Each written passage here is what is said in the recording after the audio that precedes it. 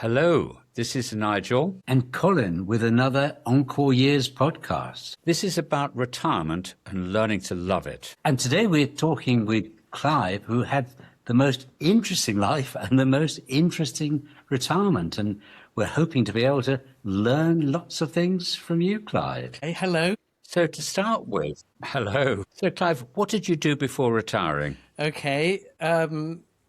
I have to pick you up immediately. I don't really consider myself as retired. Although I am elderly, I'm 70. We're not elderly.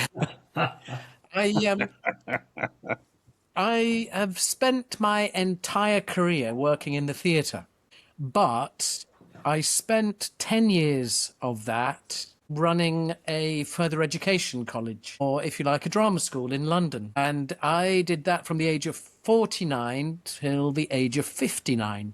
And I suppose when I left the drama school, lots of my colleagues were busy telling everybody that I was retiring. And what I did was I left London, moved down to Wiltshire, and went back to acting again. So you could say I've been retired for 12 years, but I don't see it that way. I just sort of see it as I've transitioned from drama school principal to actor once again.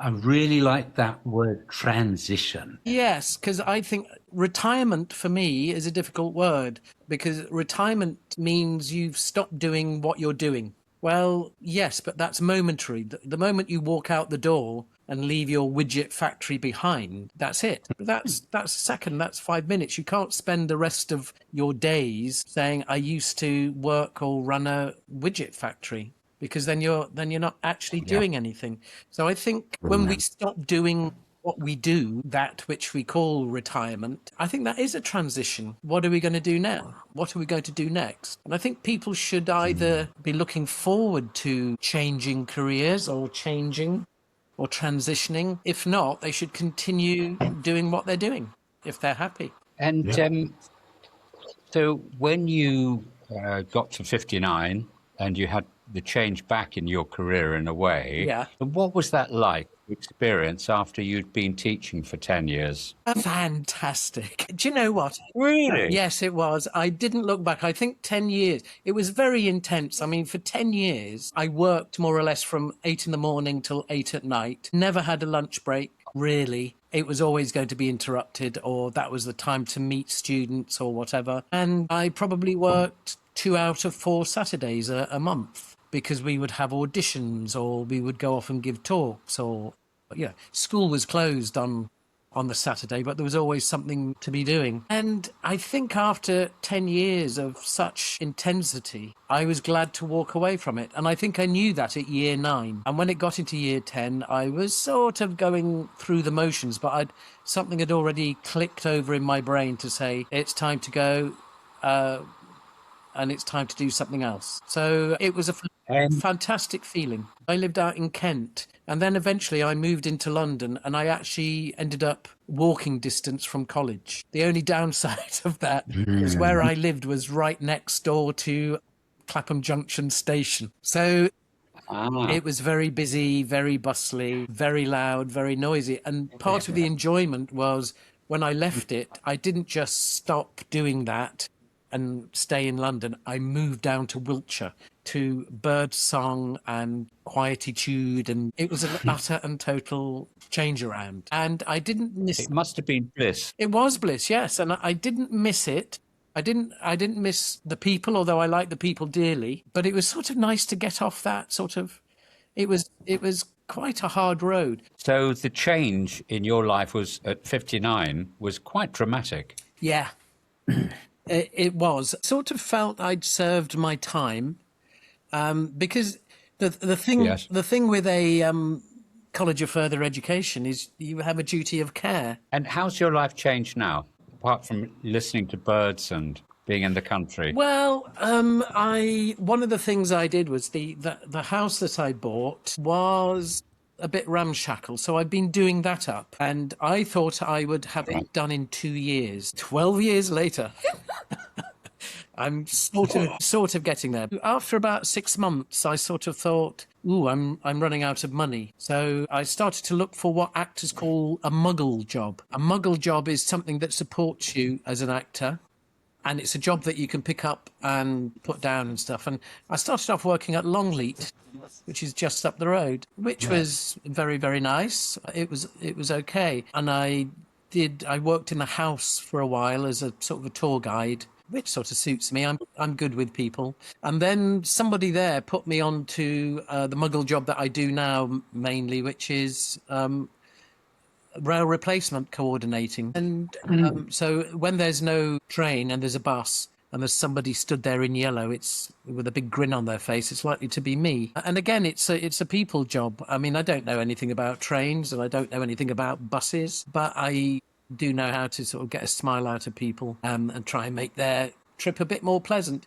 And the reason why that job is good is it's mainly at weekends. I don't have to do it all the time. I get to choose the stations I work at. So therefore, I can avoid the busy stations. And I go for the gentler stations that the younger coordinators just don't want to do. And when it becomes emotionally involving, as work always does, you know, you've got a management, and once you start to humph that the management are useless, then I just stop doing it for a while and then go back to it later on. What you need with a Muggle job is something that you can say, I'm off for 3 months now because I'm doing this, that, or the other, and it doesn't affect you. I mean, they're quite actually difficult to find, because if you, let's say you started off life as an accountant, and then you thought, oh, I want to be an actor, and you went and trained and you became an actor, you're out of work an awful lot. If you then start to work for an accountancy firm, they're going to say, sorry, no, you can't disappear for 3 months because we need you. April is a busy time. So trying to find a job that you can just disappear from and, you know, the bosses don't mind, they're sort of gold dust. So I've actually found one. So I keep myself busy. The last acting job I did was over Christmas. I was doing Christmas Carol up in Yorkshire, and I'm now sort of waiting for the next thing to come along. Yes, that's good. These Muggle jobs, they sound very useful, you know, to take them when you need them. It sounds really ideal, doesn't it? Yeah, it is. Because that's the important thing, that life is a bit easy now. Until the pandemic, if you had an interview, you usually went to London. So that meant jumping on a train. So therefore, and you could be just having an interview for an advert, and you have one line, you know, Purcell washes whiter, and it shows. And you travel all the way to London, get off the train, go to the studio, look into the camera and go, Purcell washes whiter, and it shows.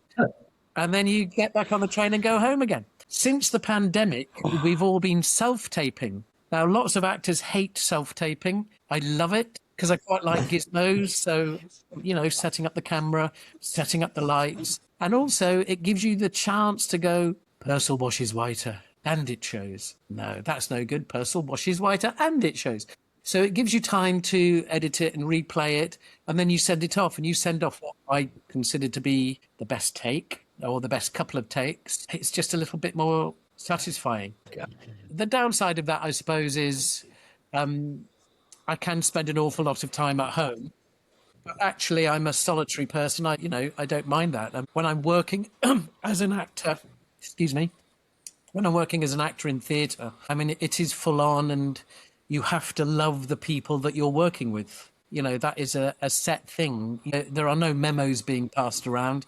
As actors, you all agree to get on, because if you don't, there will be no product in 3 weeks' time. And you do become sort of very friendly. So at the end of a show, it's actually nice to go home and shut the door and not see anybody for a while. And Clive, what happens next? Have you got any future plans? I just sent off an application for money for a show that I've written, which is a street theatre show all about aging, which involves sort of circus and clowning and puppetry and things like that. And if I'm successful with the bid that I put in, that would give me a week's worth of what we call in the theatre R&D, research and development, which would enable me to employ a director, another actor, somebody to build a soundscape for me. And we would work for about 4 or 5 days, have a showing of the work that we've done so far, and hopefully that would progress to receiving money for rehearsal so this little show could tour. If I'm unsuccessful with that, I think I might be trying to put in a bid to the Arts Council to do that. So I'm working on that. Yeah. And in the meantime, my agent is looking for work as well for me. So it's quite a tough life still, really, isn't it? An uncertain life in many ways. No, it's not tough at all. It's a doddle because my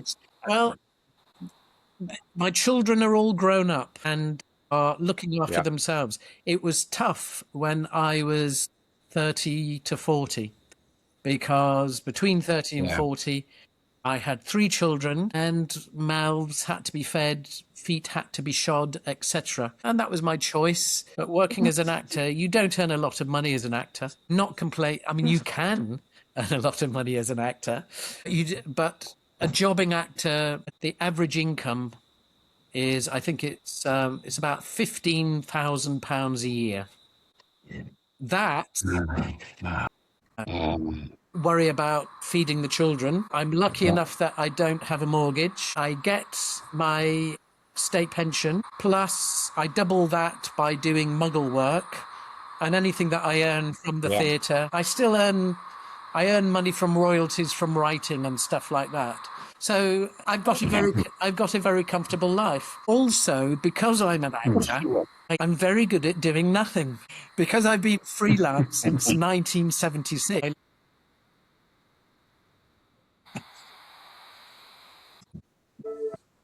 Good point, Clive. How do you keep fit enough to do all this stuff? A lot of it is to do with the fact that back in 1974 to 76, I went to drama school. So I was given a physical routine test. I do it religiously every day. I worked out a routine that takes me about 8 minutes, because I also worked out if I had a routine that took any longer than 8 minutes, I wouldn't do it. You know, the thought of... Wow, good enough. Yes. Okay. Okay. Colin, do you have any last questions? Well, Clive, this has been so interesting, and we've got some really good key points out of this. You're just really, really grateful for your time. I hope you've enjoyed it as well. Well, and I'd like to thank you, Clive. I also want to thank you for your honesty and how revealing it's been about the probably 90% of an actor's lives must be pretty close to yours. Well, fingers crossed. And thank you so much. Thank you so much, Clive. It's been revealing, honest, interesting. And we, as Colin says, we can take a lot from this, and people will really enjoy watching and listening your fantastic words. So that's probably the end of our recording now. But thank you. And now, brother, do you think we're done? We're done. So it's encore and out.